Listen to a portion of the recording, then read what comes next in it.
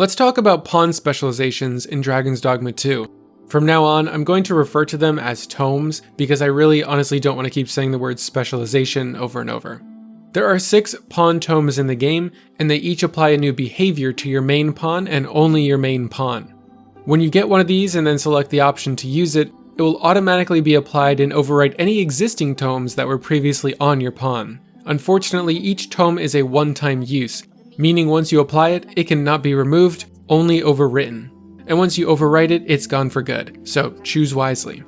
These tome drops are based on affinity in much the same way that the maister skill tomes are from those quest NPCs.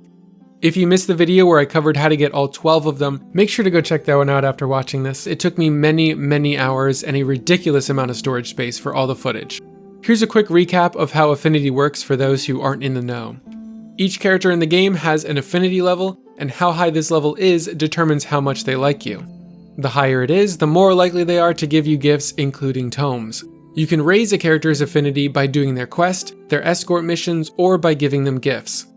Each character has a set of things that they like which can be found in your NPC logbook.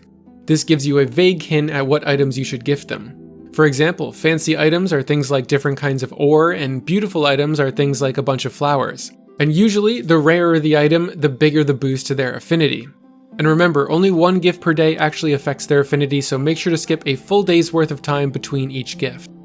With the maister skills, those could only drop from their designated vocation teachers, but pawn tomes can drop from multiple NPCs, even ones who have no connection to any story or side quests. If you've raised their affinity a lot through gifts or quests, or can see them visibly blushing, it doesn't mean they'll reward you immediately. One of the tomes wouldn't drop for me until I booted up the game during the next day. Alright, so let's get to where they drop from. I'll do my best to give you as many options of where to get these as possible, based on what other people have said online. If you'd like to add to this list, please leave a comment and let me know where you got yours so I can add it to the description.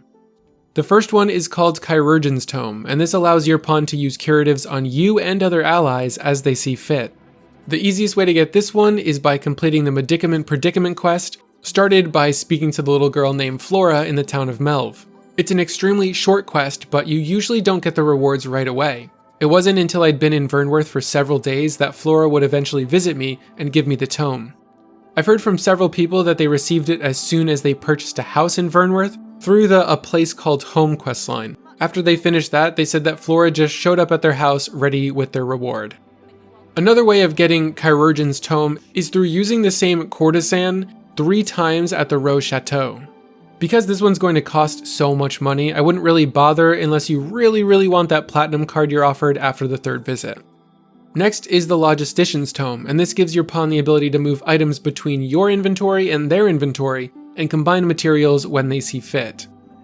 The easiest way to get this one is through the Heel of History quest, which is a side quest required for the main story quest called the Caged Magistrate. I've got a quest guide linked in the description to help you through that if you're stuck. Once you've found the secret library under the Vernworth slums and the quest is marked as complete, Kendrick, who is the guy that you start the Heel of History quest from, should approach you and give you this tome after a few minutes. If he doesn't, you can always return to him later and try gifting him items. If you've already completed the quest House of the Blue Sunbright, which indirectly involved Kendrick, it seems like it locks you out of gifting him anything because he'll be stuck in a loop of the same dialogue with no opportunity to give him anything. Thankfully, people have reported that you can also get this by raising your affinity with the Beastren woman bartender in Vernworth's Star Drop Inn, or through the hooded Beastren man named Landar who likes to hang out in the middle of Vernworth. The Forager's Tome allows your pawn to mark enhancement materials on your map. It's given by Malcolm, who's the other character in the Heel of History quest, and at the time of making that Caged Magistrate quest, I had no idea he could even give you this because, well, he just didn't for me. Thankfully, if you weren't able to get it from Malcolm, you can get it from other children in Vernworth, like Daphne, who has her own 2-part questline. You can start her quest chain by finding and speaking to her in the Vernworth slums. There's also Lepak, found in the Nameless Village, who will drop it after you gift him enough. Next is the Aphonite's Tome, which makes your pawn be mostly silent, only speaking when absolutely necessary, like when they return from adventuring with another Arisen. I was really hoping this would affect your entire party, but sadly it doesn't. So you'd have to hire 2 other pawns who also have the Aphonite's Tome equipped to get any sort of peace and quiet. I got this one from gifting an NPC named Norbert a bunch of flowers 3 times. In the NPC logbook, it says he can be found in Melve, but I had to go to Harv to find him. Maybe this is because I had progressed the story to the point where Ulrika and Leonard both went to Harv, I'm not really sure. So if you don't see him in one place, check the other and try during the daytime. At this point in time, I don't have any other options for where to get this, but if you found another way to get this tome, again, let me know in the comments and I'll add it to the description. The Hawker's Tome allows your pawn to purchase items from your inventory in return for gold. However, the items that they're paying you for are entirely up to them.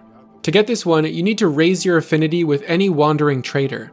This could be pretty much anywhere in the map as long as they have one of those big backpacks and can sell you stuff while on the move. I decided to grab this one from the wandering trader in Herv since I was already here for Norbert, and all it took was 3 bunches of flowers for it.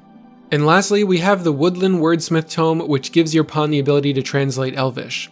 This can be obtained through the Elvish woman named Cow at Cow's Inn in the Sacred Arbor. She's not the only one here that you can get it from. It can also drop from, I believe, the other vendors across from the inn as well, but I think they may require more gifts to get it. If you go to Cow's Inn, she only requires you to give her 3 bunches of flowers. So that's how to get all 6 pawn specializations. I hope this was helpful. Thank you so much for watching, and subscribe to the channel if you'd like to see more Dragon's Dogma 2 guides.